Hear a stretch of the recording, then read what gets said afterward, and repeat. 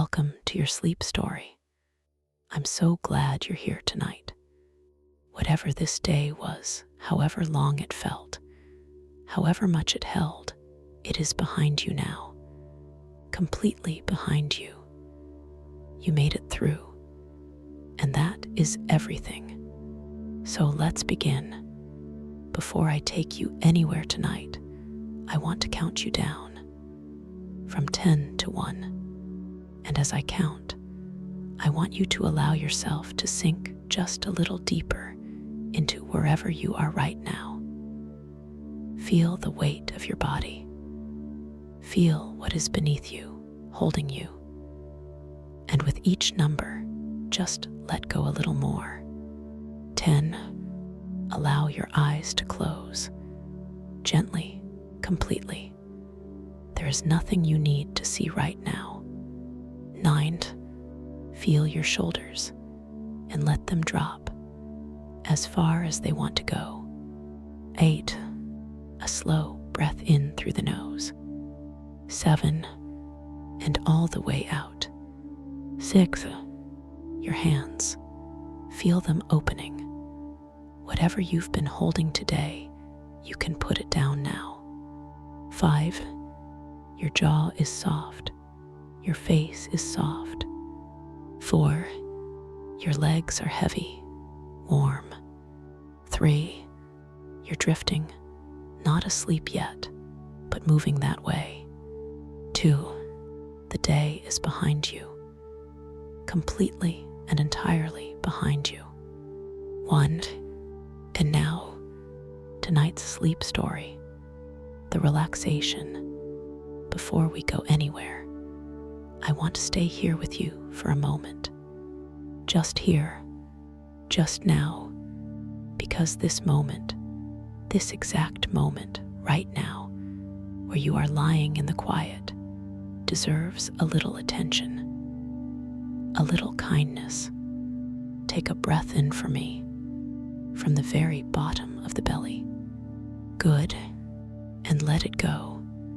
And as you breathe out, I want you to imagine that everything you were carrying today, every worry, every unfinished thought, every heavy thing is just leaving with that breath, just drifting away. You don't have to solve anything tonight. You don't have to figure anything out. You don't have to be anything other than exactly what you are right now.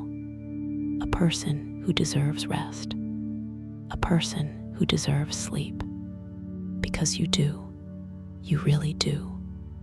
Whatever happened today, whatever was hard, whatever felt heavy, you made it through. You are here. And that is enough. That is more than enough. You are safe. And you are here. Bring your awareness gently to your feet now.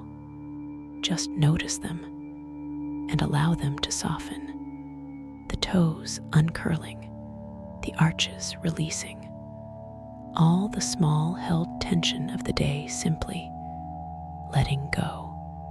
Let that softness travel upward, through the calves, through the knees, the thighs. All of it warm, all of it heavy, all of it resting now. Your lower back, your hips. Allow yourself to feel the surface beneath you taking your weight completely, fully. You don't have to hold yourself up anymore. The mountain has you. The path has brought you here.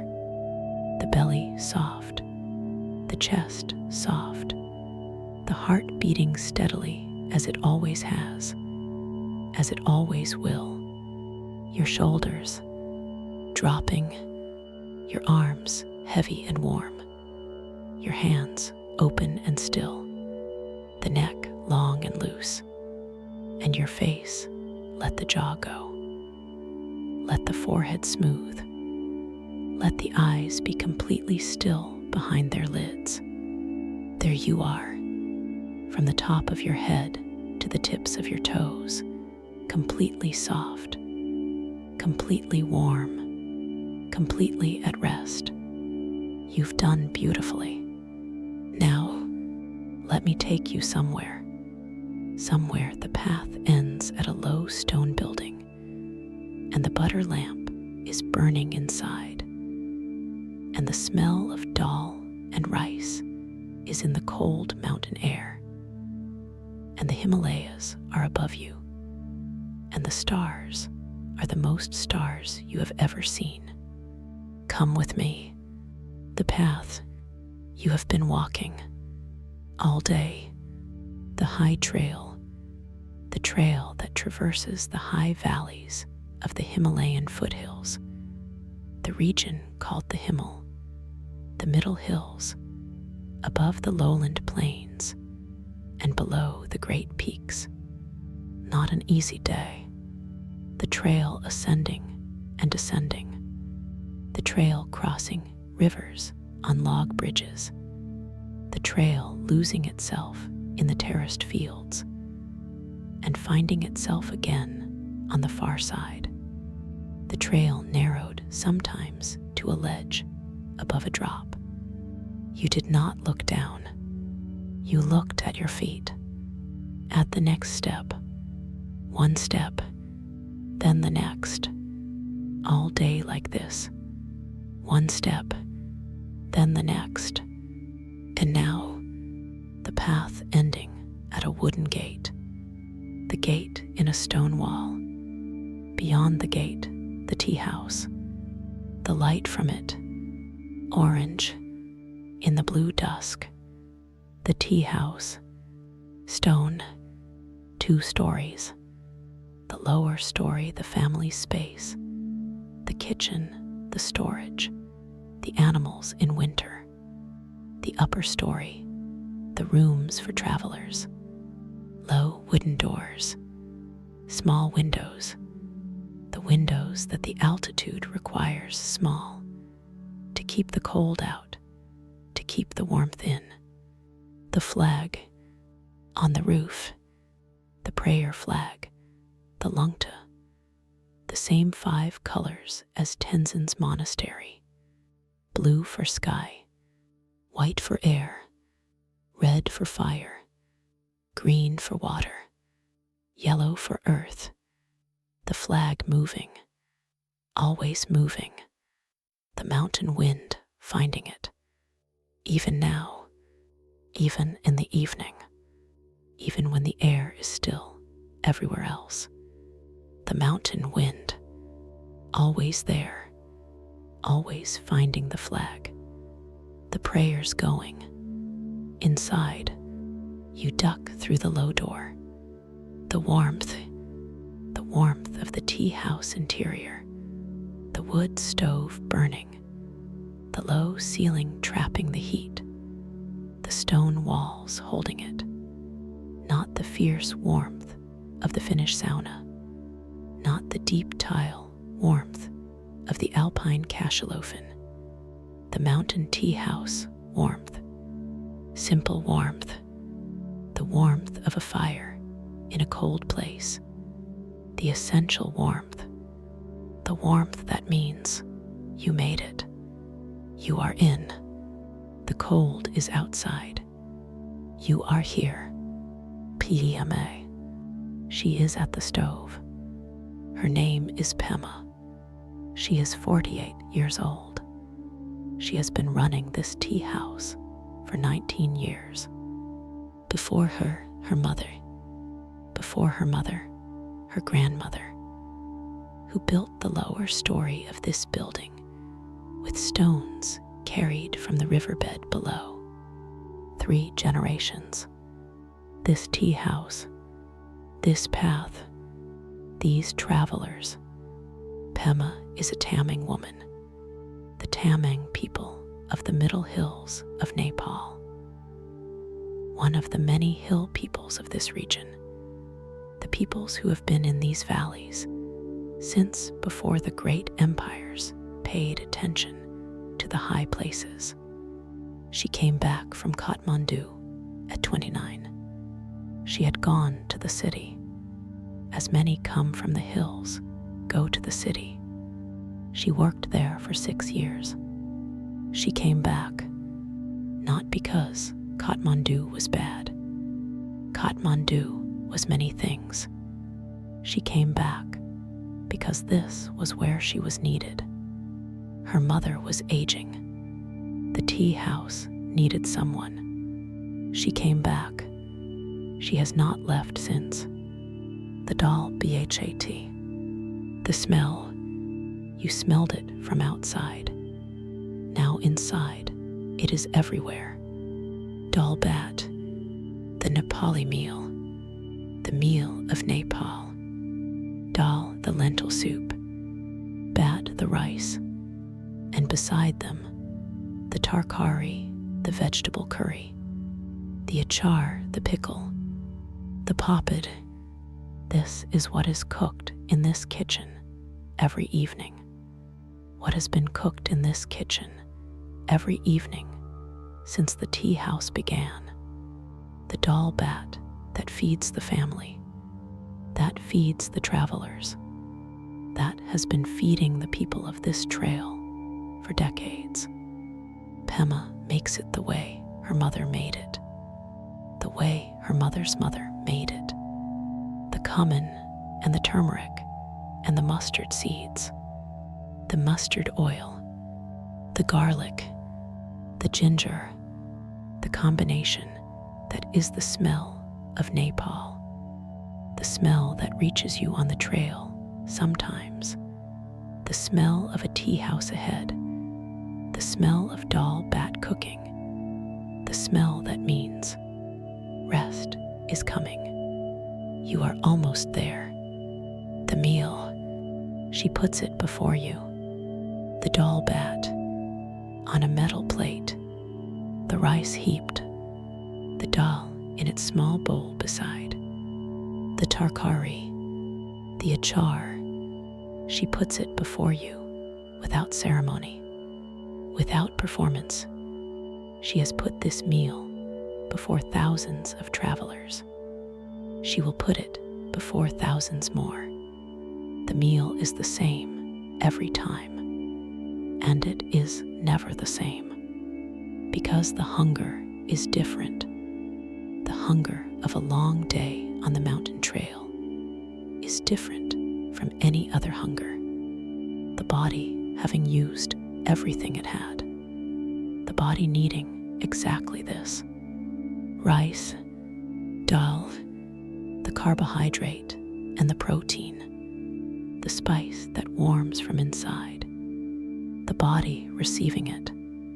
You eat, slowly, then quickly, then slowly again, the hunger eating with you. Pema watches, not intrusively. She watches as all cooks watch, to see if the food is doing what food should do. It is the other TRAVLLERS. 3 others in the tea house tonight. 2 trekkers, young, German perhaps, or Swiss, their accents in English placing them somewhere in the German-speaking world. They are quiet, the tiredness of the trail making everyone quiet. They eat.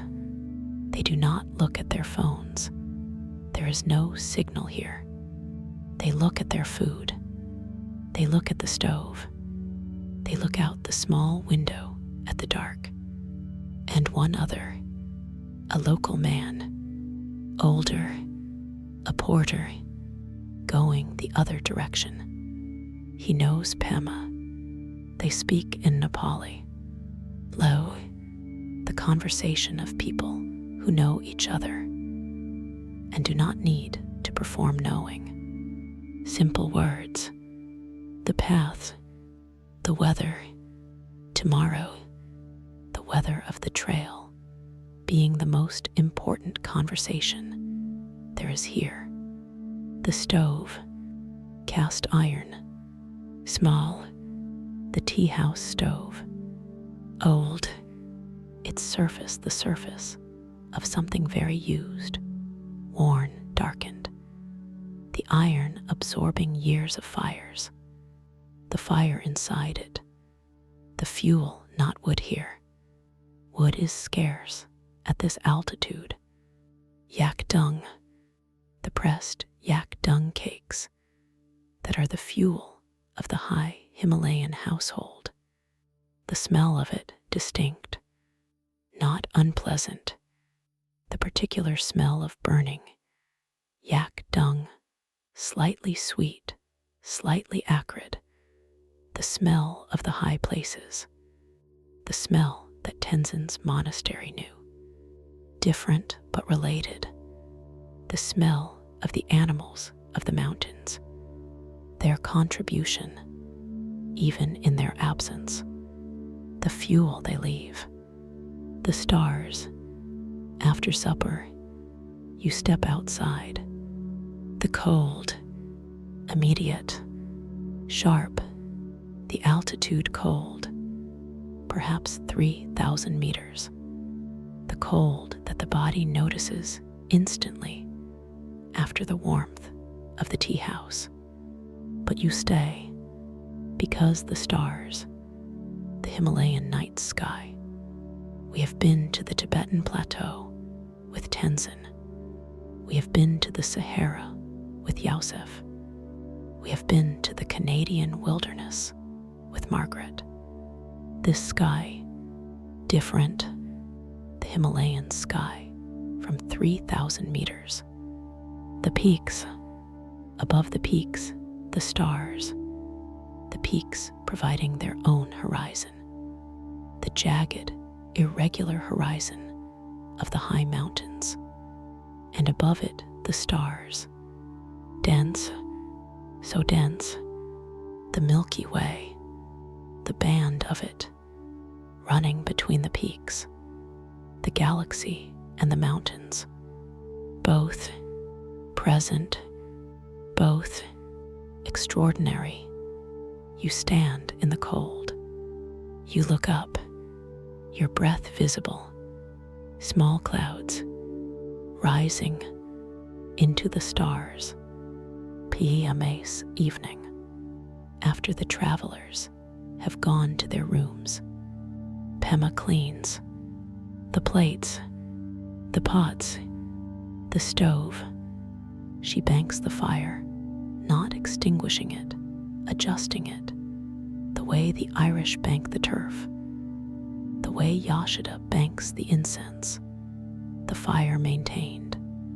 She checks the wood, the yak dung cakes, enough for morning. She looks at the small notebook, the reservation's notebook. Who is coming tomorrow? A group. She counts. She plans. How much rice? How much dal? The calculation she has been making for 19 years. Simple arithmetic. Important arithmetic. The arithmetic of feeding people who are cold and tired and far from home. She puts the notebook down. She looks out the window. The dark mountains, the stars. She looks at the stars every night, not with Tenzin's depth of attention or Elias clockmaker's precision. Simply she looks. She has always looked. The stars above her mountains, hers in the way that Moreg's island was hers.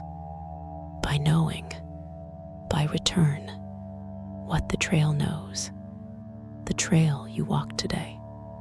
It is old, not old in the way of the Roman roads, old in the way of human movement through high places, the way that people have been crossing these mountains for thousands of years, trading, traveling, the salt from Tibet coming south, the grain from the lowlands going north, the trails worn by the feet of the traders and the feet of their animals, the yak trains, the mule trains, the loads they carried, the loads they still carry, because the trucks cannot come here.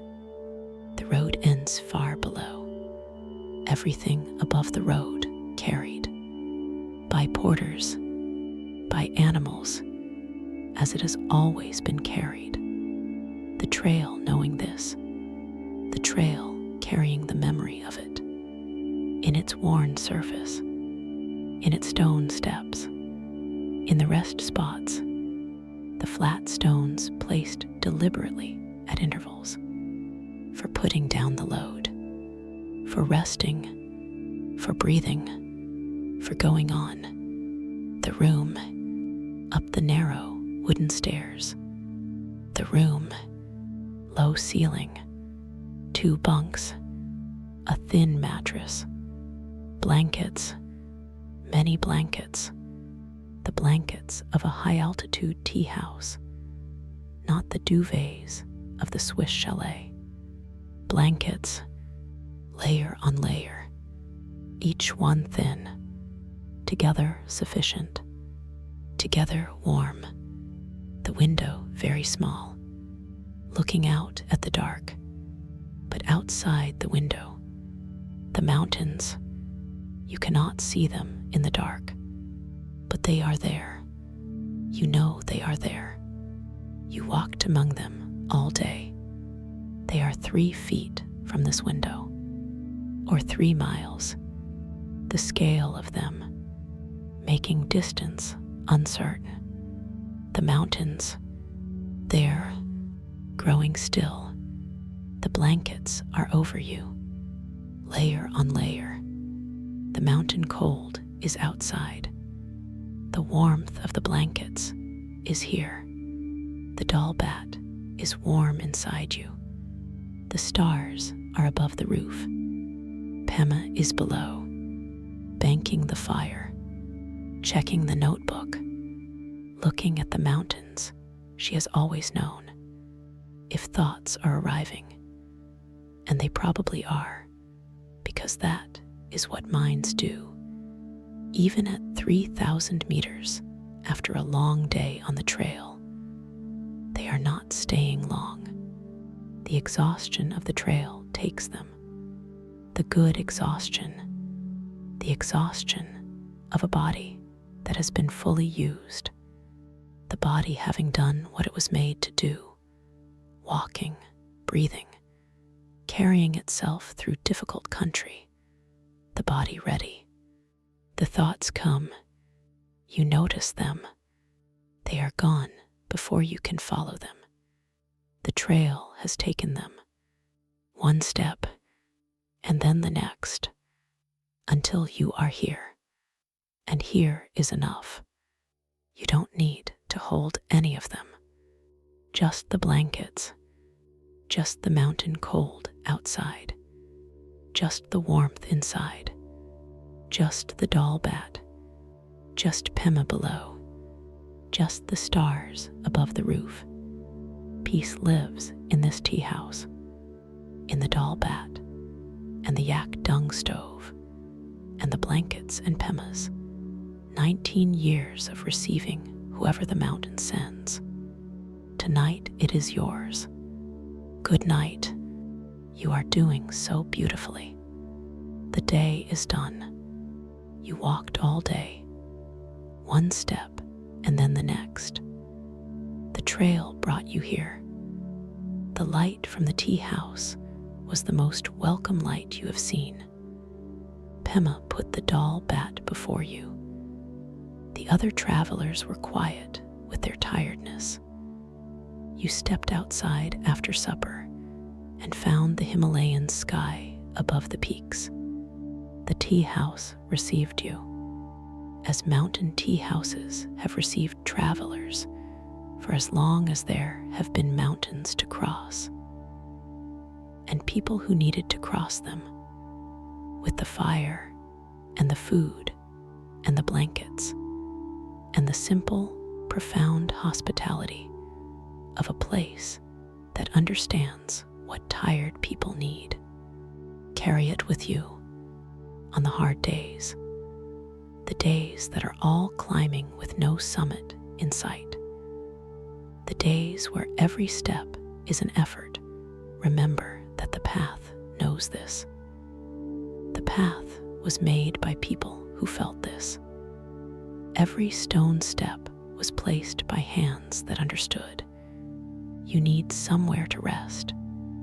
You need to be able to put down the load.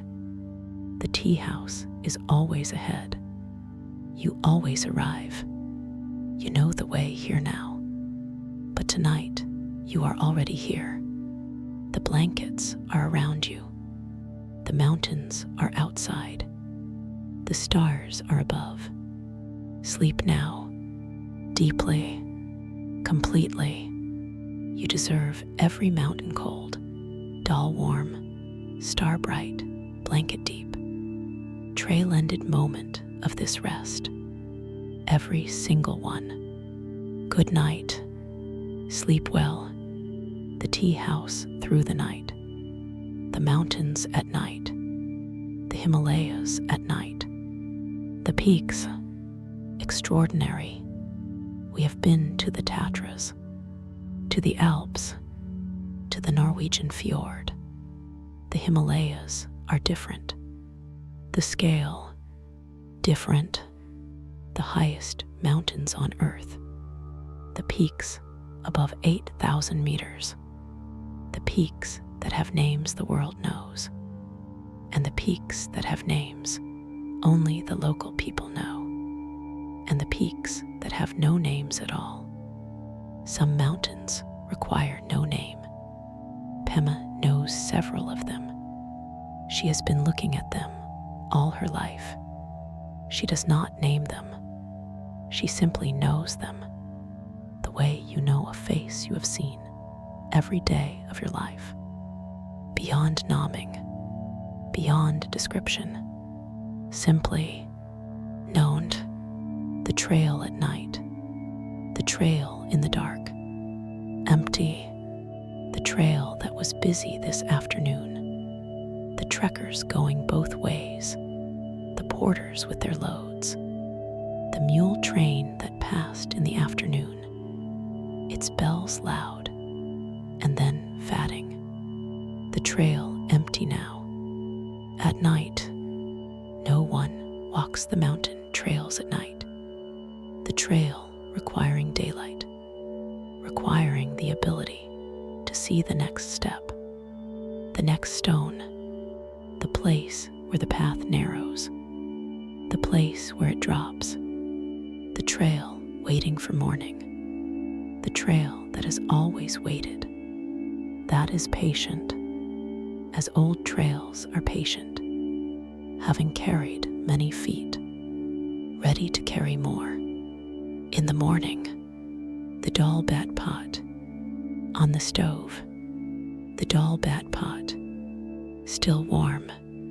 Pema left enough for the morning. The doll bat that is better the second day, as the Big O's is better the second day, as the Ribolita is better when reheated, the slow-cooked things improving, the time working on them, the flavors deepening, the pot on the stove, the morning meal already prepared, waiting as the fire is banked, as the yak dung burns very low, keeping the pot warm, the meal waiting for whoever comes down the stairs hungry. In the morning, the prayer flags at night, the prayer flags on the roof. In the dark, the wind still finding them, the mountain wind, the wind that does not stop at night, the flags moving, the prayers going to all beings, including the travelers asleep in the rooms below, the prayers that say nothing specific, the prayers that say everything. Om Mani Padme Hum. In the flags, in the wind, going all night to the mountains, to the stars, to the sleeping travelers, to Pema, to whoever is on the trail tomorrow. whoever has not yet arrived. The prayers already going to them. The porters, the porter who was at the tea house this evening. He was up at 4. He is always up at 4. He is on the trail by 5. His load 40 kilograms.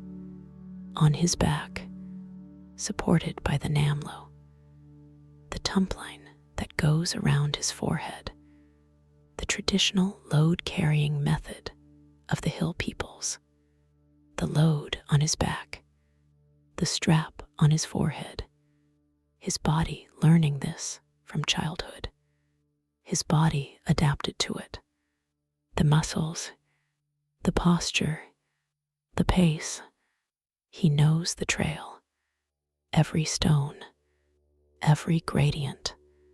He has been doing this for 30 years. He does not think about the weight.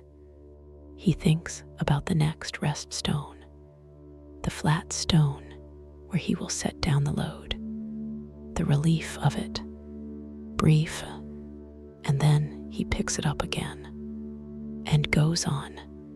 The mountains knowing this, the trail knowing this, the rest stones placed for him long ago by someone who understood.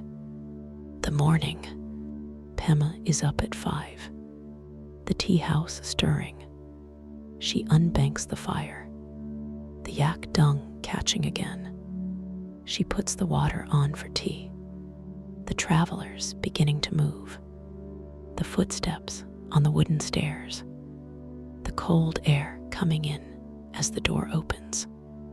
Whoever looks out first, they see the mountains, the peaks in the first light, the peaks going from invisible black to the first dark gray, then the highest peaks catching the first color, the alpenglow, the rose gold of the very first light.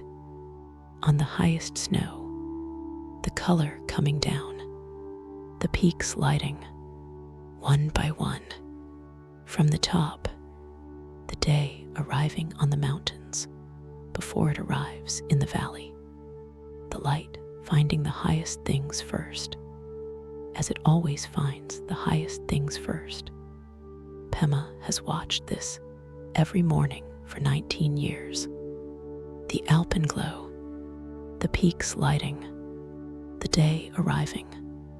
She puts the tea before the first traveler, butter tea or black tea, whichever they want, the doll bat heating, the morning beginning, as it always begins, on this trail, in these mountains, for as long as the mountains have been here, which is almost forever. The fire is banked, the yak dung burns low, the doll bat is warm, Pema is asleep, the prayer flags are moving, the mountain wind, all night, the stars are above the peaks are above everything, the trail is empty, waiting, the rest stones are there, in the dark, patient, and the porter is already on his way. 4 o'clock, his namlo on his forehead, 40 kilograms, one step, then the next, and you are sleeping, deeply, completely, peacefully, in the tea house, in the high hills, in Nepal, the blankets around you, layer on layer, the mountain cold outside, the warmth inside, the doll bat, the stars, the prayers going to all beings, including you. This is exactly where you should be. This is exactly what you deserve. Every mountain cold, doll warm, star bright, blanket deep, trail-ended moment. Every single one. You are safe. You are held. You are at peace. Good night, dear friend. Sleep well. Sleep deeply. Good night.